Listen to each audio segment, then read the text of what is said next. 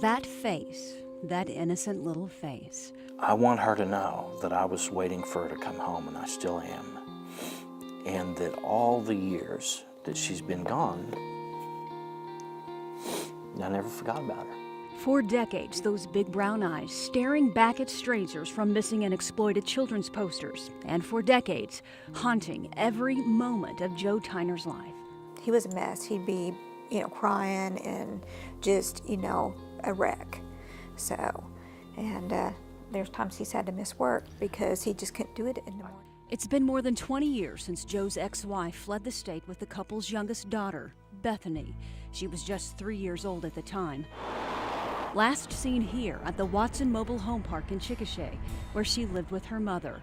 The last time I saw Beth was in right around February of 1996. Joe and Bethany's mother, Teresa Kennedy, shared custody of Bethany and her older sister, Catherine.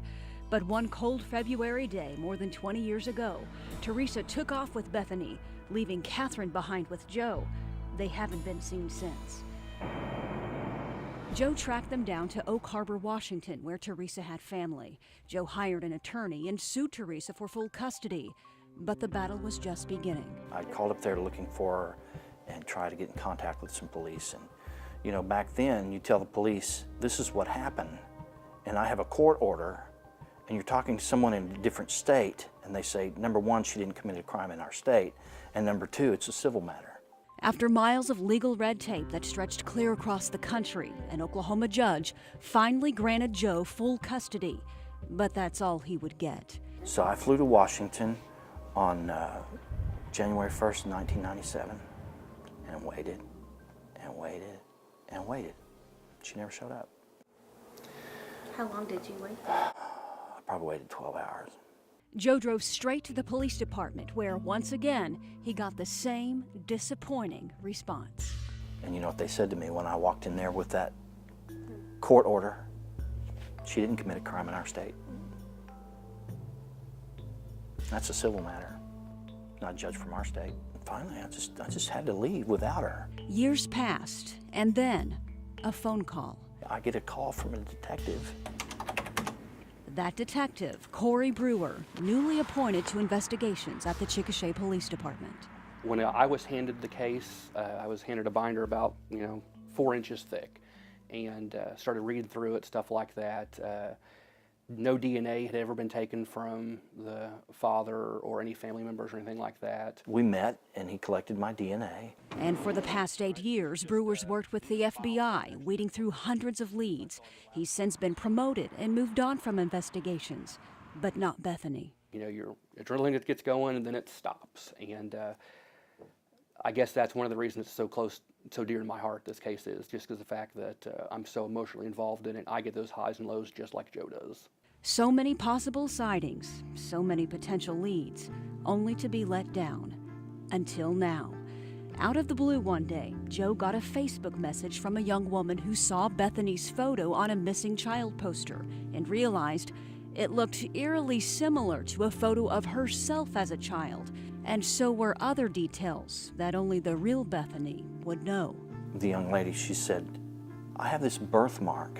She said, it's on the left side, right above my hairline. This isn't just your run-of-the-mill, this could really be her.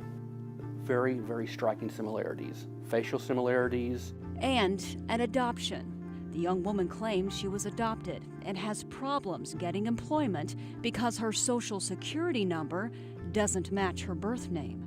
We're not saying at this point in time that this is Bethany Tyner, because DNA will prove whether it is or is not.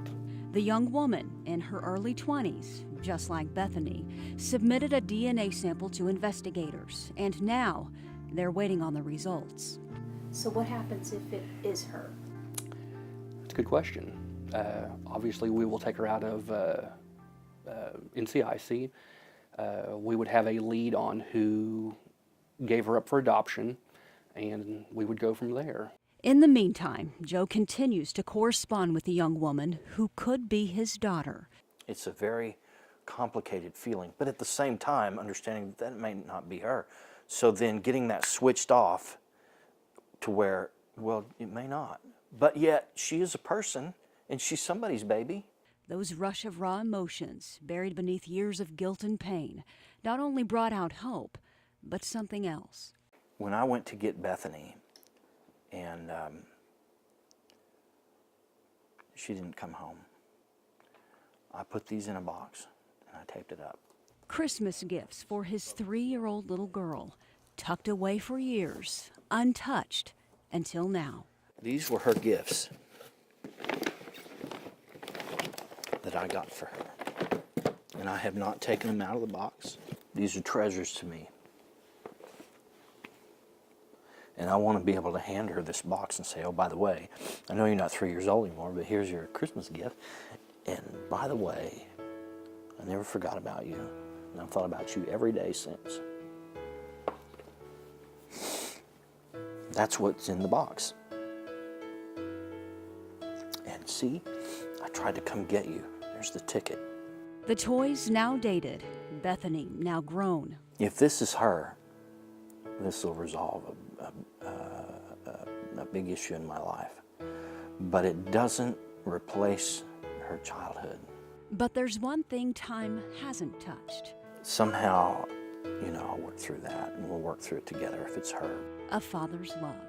Jolene Chaney, Oklahoma's News Channel 4.